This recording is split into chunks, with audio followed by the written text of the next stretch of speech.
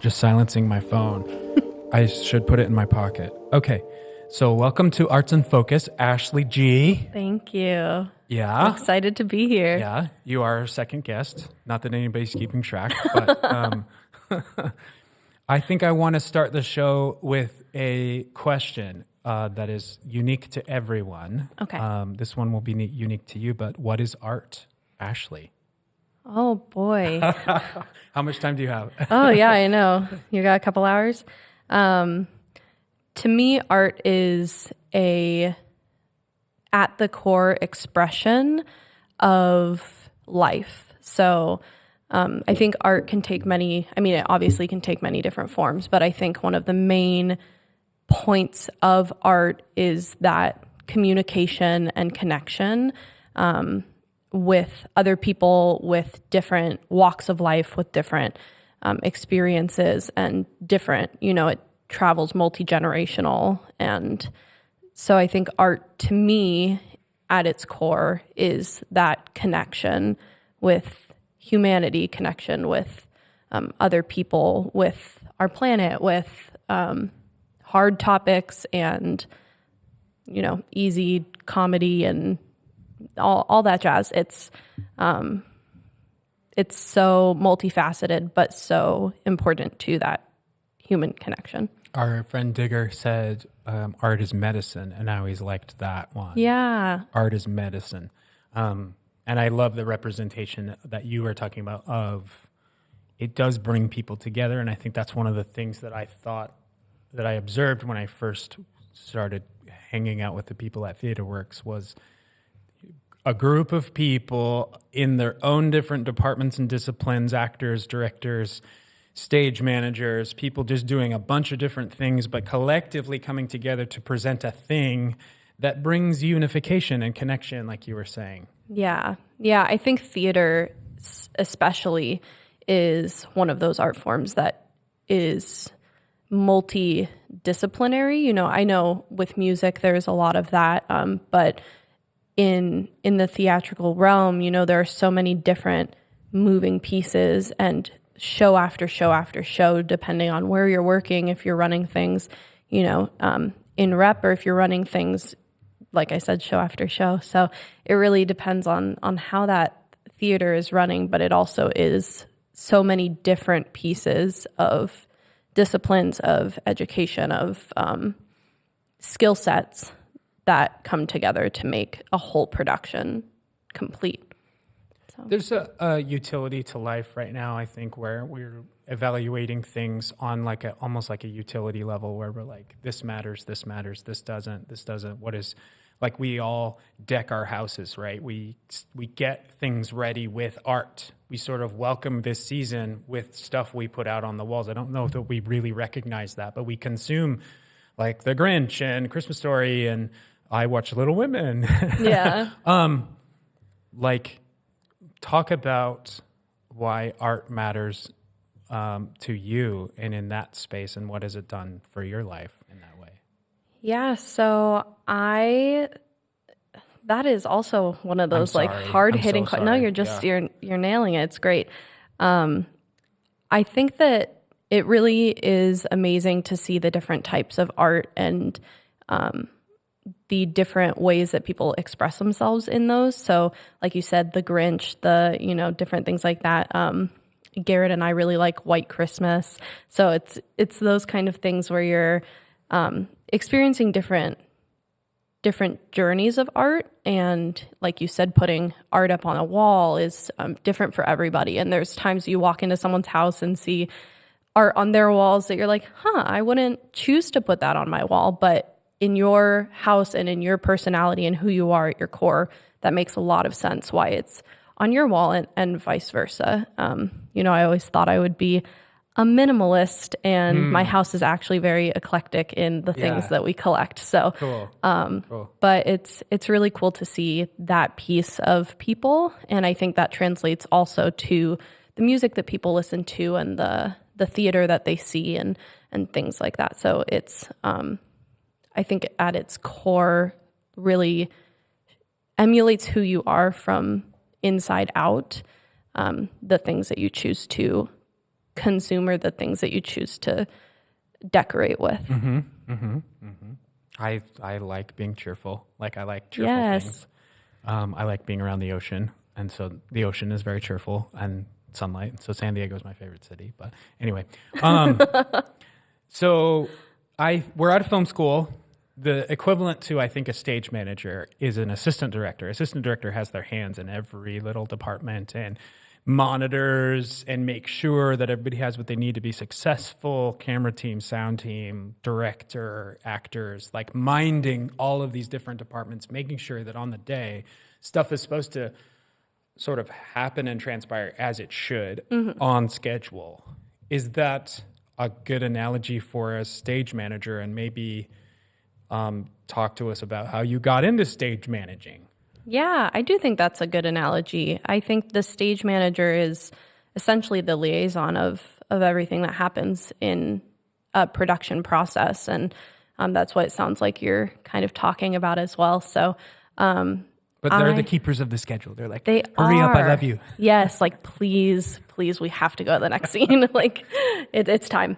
But yeah, it's really that. The stage manager is the person who is connecting all of the dots and keeping track of all the information from all the different departments, making sure that, if the scenic team is putting grates in the floor, maybe that isn't the time to put the costumes in, have stiletto heels or something like that. So you're sequencing and you're charting it out and you're thinking about how it should all flow. Yeah, just making sure that everyone is communicating, everyone's connected, and that what people actually are trying to say is being communicated. Wow. There's a lot of sifting.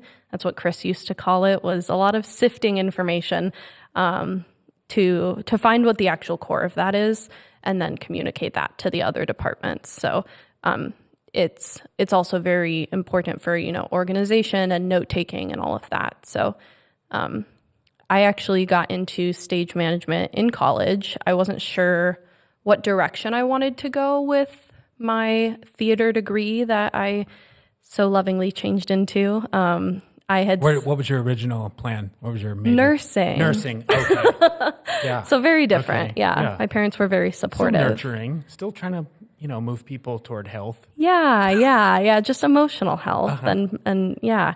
It was a very big change, but it was very necessary. And it really was one of those moments I look back on and I went, God really had his hand on that, But I started stage management I believe it was my senior year of college.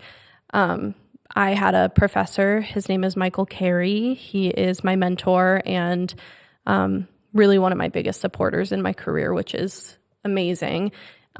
He was needing a stage manager for the upcoming shows. They all have stage managers from the college. I went to Grand Canyon University. Okay. So they're a friend. Yeah, right. They are. And so I went into his office and told him, I'm looking at stage management and I know there are a couple of different process here that I would need to follow in order to do that. What does that look like? How do I get into that here at GCU? And he said, do you want to stage manage our summer show? And I was like, I don't know if I'm ready for that. It was very... What show was it? It was The Good Doctor. Okay. Yeah, which is a really beautiful, hilarious piece. But it was really nerve-wracking. So you said yes to the scary thing. I did say yes to the scary thing. Okay. And Michael was an amazing support throughout that time. And it really taught me that these skill sets that I knew I had, I knew that I could stay on top of documentation. I knew how to communicate with people. And just the things that I really enjoyed doing. So I love a good spreadsheet, love some documentation, love some organization. And how many screens would you have like in your heyday as stage manager? Like more screens the better, or just like I've always only had one. Okay.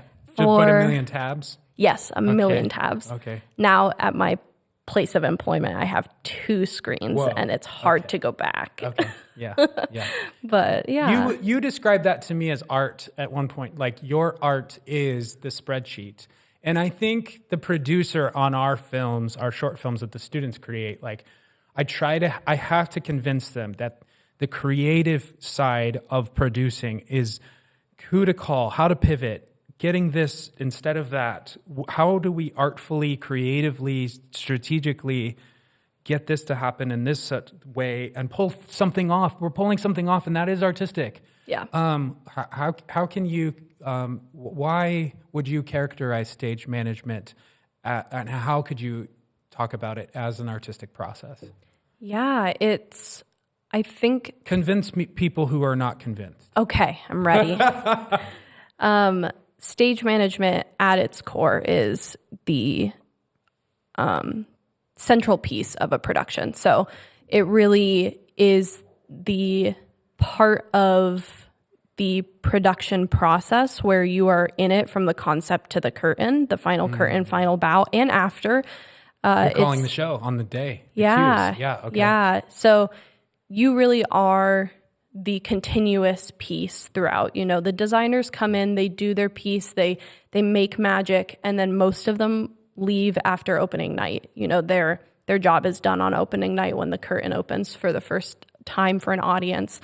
The director is also done right around that time. And so the stage manager is really the continuous piece that goes through, and they are also responsible for maintaining the integrity of the show. So you really have to have an artful eye. A lot of stage managers do care or have a focus in the technical piece, so they have more relation with Excel spreadsheets or documentation versus maybe the more like designer side of things. But that's also a generalization because I also know a lot of stage managers who are very into creative aspects, and so it's also dependent on who you're working with and what your piece is. But stage managers overall are so central to the process that they just, you know, you are the person who knows the music and knows what beat you're hitting the light cues on or the sound cues on. And that's art. And it's very telling when you see a show or when you're a stage manager and someone else is running a show and they are coming in for the first time and they don't know it and they're running it cue by cue based off of what's written in the script, because versus that's all documented. Yeah, because you can tell that the feeling's not there. You can tell that the connection isn't there. Or if cues are built to run automatically, sometimes you can also tell like, oh, that's very methodical in the way it's happening, and there's not that feeling and that connection and that relation to the piece. Yeah, I think stage managers feel a lot more than people think they might, and that really impacts the show as well. I've seen you do this, which I think a person in that position has the opportunity to assert their authority and kind of be a bully or bossy pants or but you love people through how you manage them. So one of the questions is, how do you love your neighbor with your art as a stage manager? And I've seen that from you. And so what drives you in that? Yeah. There's 2 questions. How do you love your neighbor with your art? Yeah. How do you love your neighbor with your art? Genuinely and intentionally. So for me, that looks like the fact that stage management really is a servitude position. And not in, I think people think of that and they think of that in a negative way, but it's really actually a beautiful piece of who Christ is. It's you're really getting to serve others and connect with others and make other people's visions happen. And that is... It's not about you. It's not about you.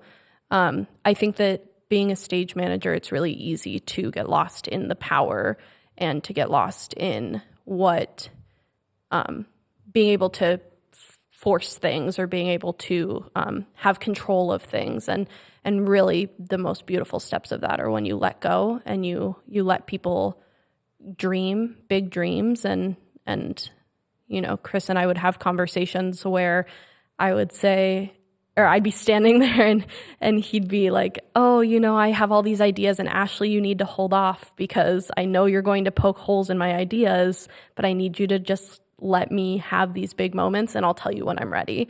And in a way that was a lot of trust, because then I would be able to come in and say, okay, I know that you have this grand idea, and like, let's see what we can make happen. You're the balance between creativity and strategy. Yes. Yeah. So serving people in that is really a beautiful part of being a stage manager. It's also that intentionality of knowing people and seeing their need 10 steps ahead. So, there are directors I've worked with who I know they just need some cough drops in the room, right? There are actors I know who never bring a pencil. And so I always have a pencil for them, or actors who are prone to leaving their script behind, and you just know, and so you have your eyes focused on if they have their script in their hand or not, and these are all very human things that happen, and everyone has different needs, and everyone has different ways that you can set them up for success. And that is one of my favorite parts of stage managing, is getting to intentionally serve people and meet their needs where they're at so that they can be successful. I have felt that too, because there have been times where I've showed up at TheaterWorks and I do their show trailers or whatever, and I've felt from you or Courtney where it's just, I know I'm an inconvenience. I know I'm asking for things outside of the norm, but I'm treated in such a way that is like, welcome, do your art. We want to facilitate this and help you make it be the best it possibly can be, rather than an inconvenience, which is really nice. Yeah, so. Which you are not an inconvenience. It's really amazing to work with you. I talk about it all the time, and getting to work to set up your visions for success is another one of those moments that really is filling and soul-filling, and allows my cup to be filled so that I can overflow. What drives you to want to support people in that way and give artists platform and to be their best? What drives you in that? Oh, I genuinely think it is the heart that I have for people, which is completely a work of God. It is totally outside of myself, and I can tell when I'm disconnected from that because I begin to become more selfish or more self-focused. And when I am in a situation where I get to care for others deeply, I can feel that connection with other people and with God. So it's a beautiful piece of getting to do art with other people.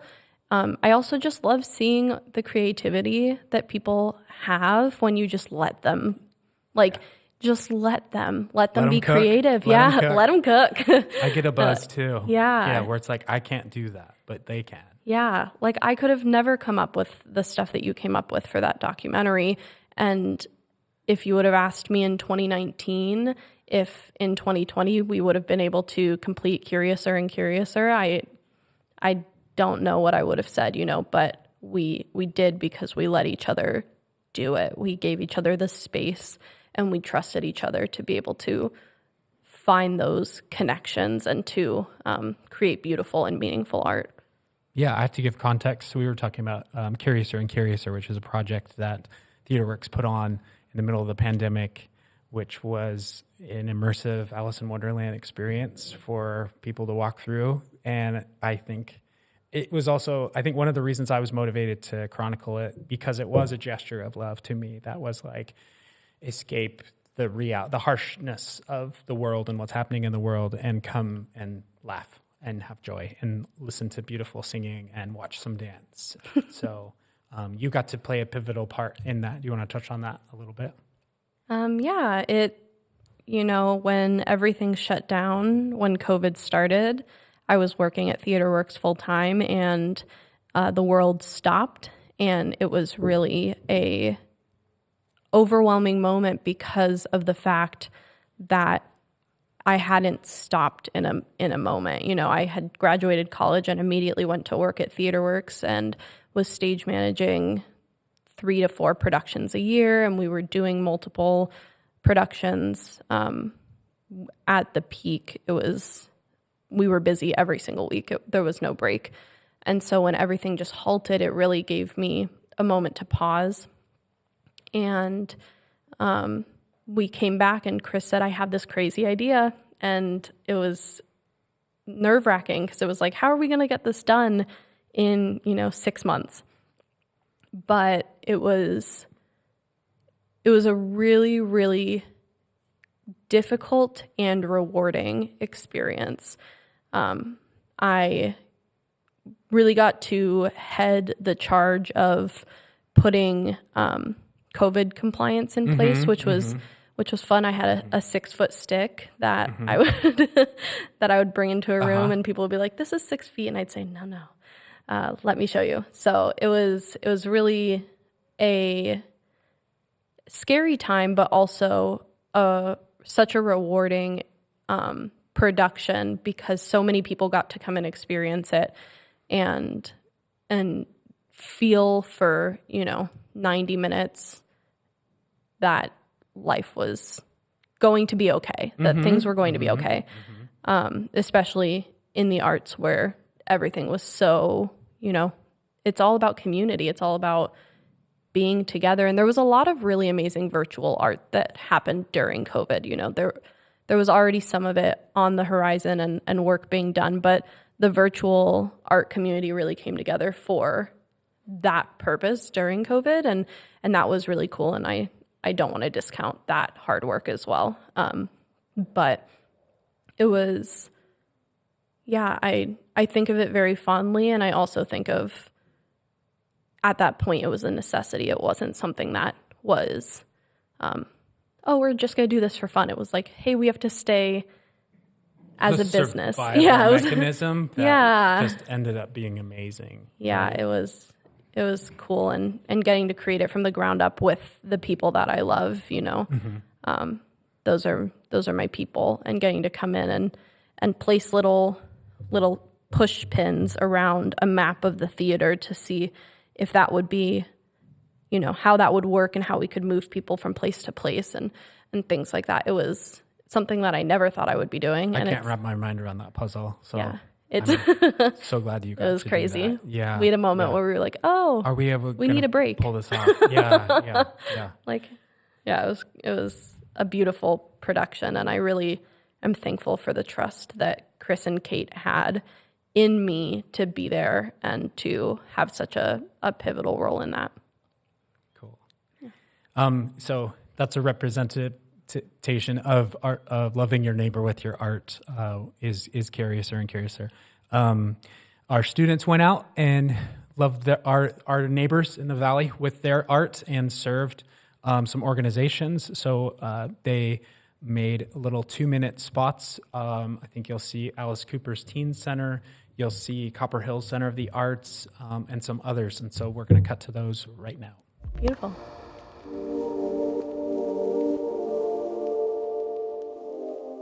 My name is Mary Lou Stevens, and I am the Director of the Arts, Culture, and Library Services Department for the City of Peoria. Peoria, I feel, is the leader in the West Valley right now in terms of really investing in arts and culture. We bring public art that everyone can have access to. And one of the great things about libraries is the fact that they are open and free, and everyone has the opportunity to utilize those resources. One of the things that public art does is it brings a community together in a meaningful way. Right here on this campus, you will find a couple that are particularly interesting. One that just got put in, it's called Barrel Cactus, and it's made with dichroic glass. And so every time the sun changes and shifts, the light through the glass changes on the surrounding ground. There's a really great mural on our amphitheater wall called Coalescence. Each one, we do an engagement piece with our community to get them involved, to help us select the artist, to give the artist ideas and focus and determination of what's going to come out of that wonderful public art. The Peoria Holiday Festival is very well known because it's rich in tradition and history. And that's coming up on December 14th. Everything has a story, and being a storyteller is the greatest gift that we've ever been given. It's our God-given right to be involved in the arts, in whatever way you choose.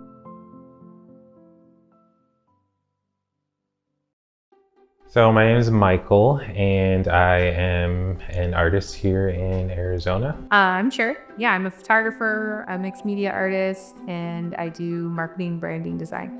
We're opening an arts venue space called the Monastery, and so it'll be a gallery space, a studio space for local artists, and kind of a workshop space for the community to come in and engage in the arts.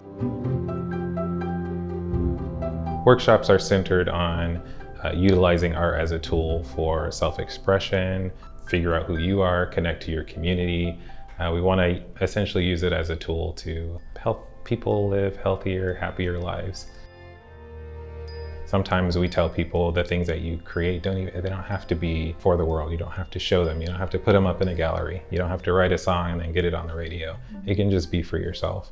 One of the things we have right now, we have it plastered up all over the windows, is Art Will Save Us. It does something that like a sermon or a book or words kind of fail to do sometimes.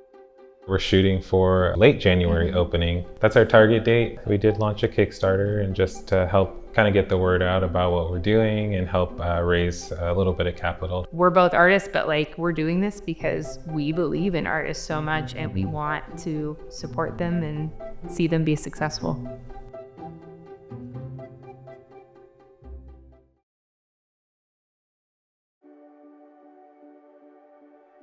Hi, my name is David Navarrete, and I own Arizona Filmmakers. And it's a community for filmmakers to just meet each other and just find resources here in Arizona. Arizona Filmmakers started because I was looking for a community myself. Started interviewing so many filmmakers that I could find on Instagram. I just went to their house and said, let me interview you. 3 months later, we hosted an event and it sold out with like 260 people. And ever since then, we just kept hosting events. We reach out to like notable filmmakers. For example, this next one, he's a DP from LA. He has 20 years of experience. He's been on a lot of movies and a lot of TV shows. So we try to bring people and create these opportunities that might not exist here in Arizona. For the workshops, we want to try to hit every department. So far, we've only hit lighting and DPing work. One day, maybe we do a huge workshop where every department's involved and we make a community film at the end. In general, just hosting events, it's so close to producing films that it just came second nature. And I think the biggest strength that I have is being able to sell people on a vision and getting them on board with what I have in mind. We have a Facebook group with over 6,000, I think now, members. And that's just Arizona Filmmakers as a Facebook group. And then we have an Instagram, that's Arizona Filmmakers at Arizona Filmmakers. We also have a newsletter, and find our link in bio and we can start sending you emails about jobs coming up or events coming up or things that are just happening in the Valley for you to get involved in.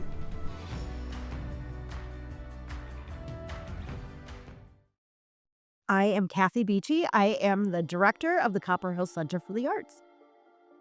Copper Hills has existed as a church for nearly 27 years. Throughout that time, we have really had a huge focus on the community. So we do that really intentionally through music lessons, dance, and kind of a whole umbrella category that covers all of the other artistic disciplines.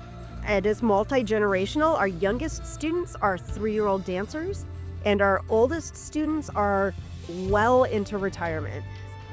We exist because God has gifted us with unique skills and abilities. We get to talk with our dancers about all of that. Isn't it cool that God created our bodies to be strong and to move in these awesome ways? We are working really hard to create a culture of kindness, a culture of caring and encouragement and love and light. We hope that every day people leave more encouraged than when they came. We're making a positive difference in our community. People will joke at walking out of a guitar lesson, "Whew, I just had my weekly therapy session."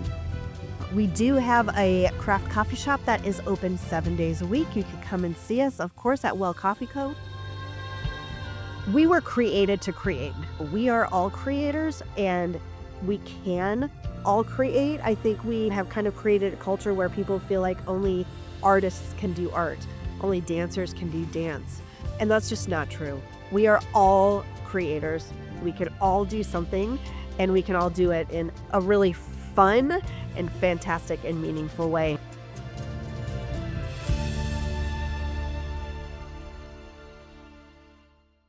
We started Solid Rock Teen Centers in 1996. It's been a 501c3 since 1996. We opened our first teen center in Phoenix 15 years ago.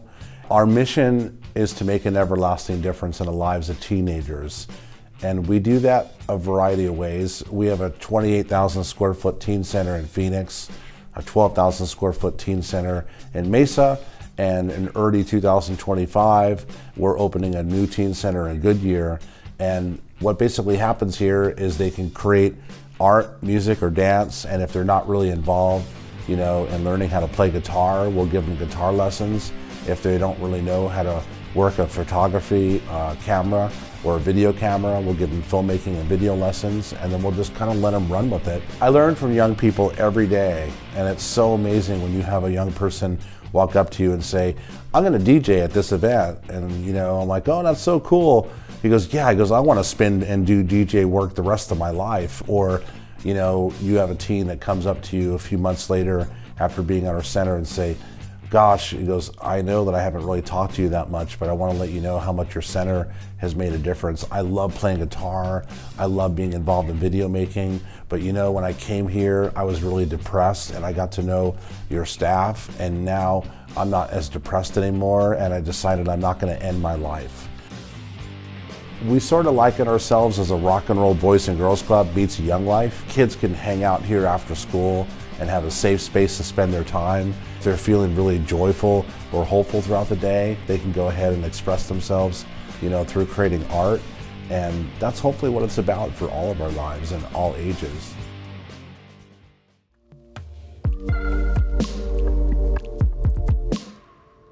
And we're back. We've just watched some awesome segments that the students have They were great. generated. Oh my gosh, so amazing. Yes, we watched them and we applauded every time. Yes. So you've moved on from your stage management role. I don't know if you freelance, but I do. Oh, cool. I do freelance. Oh, great. Cool. Yeah. But your full-time gig is at where? I work at Tempe Center for the Arts. I work for the city of Tempe, and that is it's a beautiful building. It's a beautiful space, and we have an amazing team there that really cares about putting on great art for people. It's a little more, there's a wider variety, when I worked You have some resident theaters, right? Like Stray Cat, Arizona Theater Company. We have some other theaters that come in, like the Bridge Initiative, and Black Theater Troupe comes in and does stuff. So it's really cool. I work as the venue rental specialist, so my focus is really in getting third-party rentals into the building and setting them up for success on the front end. I have an amazing teammate. Her name is Sophia Flocken, and she is the event specialist, and she handles it during the actual process of the event, and then I take it over at the end for invoicing and all that fun math and paperwork. So it's really nice. And my supervisor, Kim McGoldrick, is wonderful, and I'm very thankful for her leadership and her love of getting to see me grow and learn and all of that. You've stayed in theater and in this kind of space of people gathering, coming, and whether it's for events or for shows or for theatrical experiences, why? Why? Why have you, Ashley, Yes. just dedicated your time and your energy into something that, I don't know, some people think is unnecessary. Not me, but yeah. I think superfluous, maybe. Yeah, I've had people kind of say that to me before, like, oh, but what's your real job going to be? You can do all these things on the side, but what's your day job, or what's your backup plan is a big one. And I'm like, well, I guess I could always go back to nursing. But I don't want to. I think that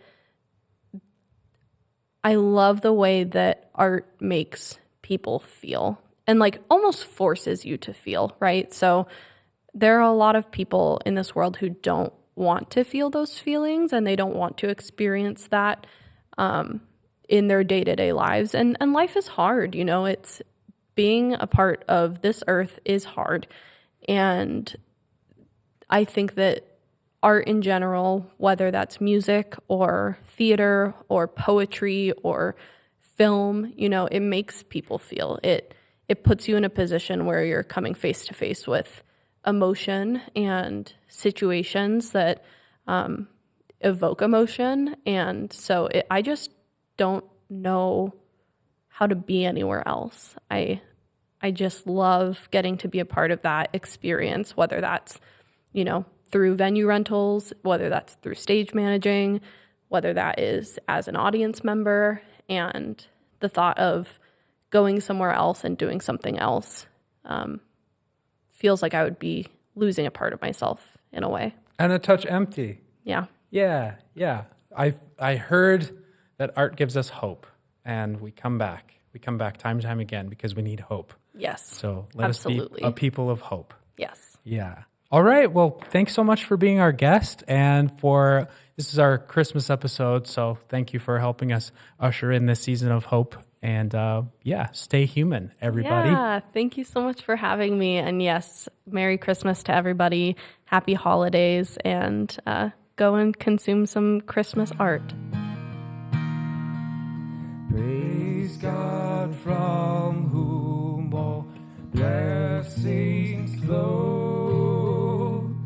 Praise Him, all creatures here below. Praise Him above, ye heavenly hosts. Praise Father, Son, and Holy Ghost. Amen.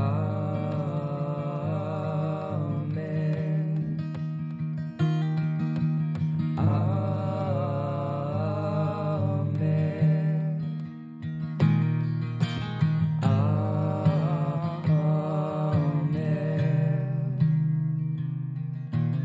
Amen. Thanks, man.